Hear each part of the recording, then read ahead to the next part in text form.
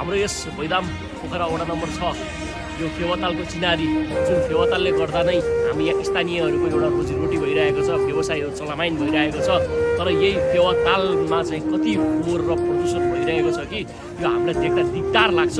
आज त्यही दिक्दारी फोहोरमा बोटल्स नहोस्, तालमा चाहिँ प्लास्टिक नहोस्, तालमा चाहिँ बोतलहरू नजाउन् भनेर चाहिँ यति राम्रो माछा आकारमा चाहिँ एउटा चाहिँ डस्टबिन बनाएर हाम्रो प्रजुस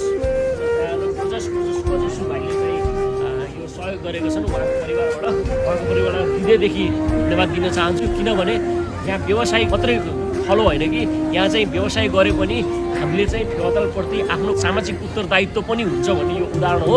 नमस्कार हजुर, यो विषयमा सानो भनिदिनुहोस् त।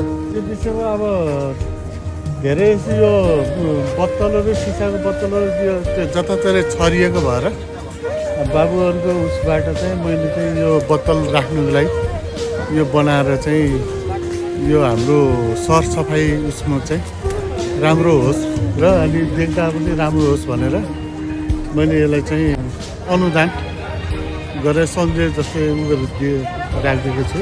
अरू त के भन्नु त जान्दिनँ। अब यहाँको रेखदेख चाहिँ अहिलेसम्म गरिराखेको छु के हाम्रै परिवारबाट राख्यौँ।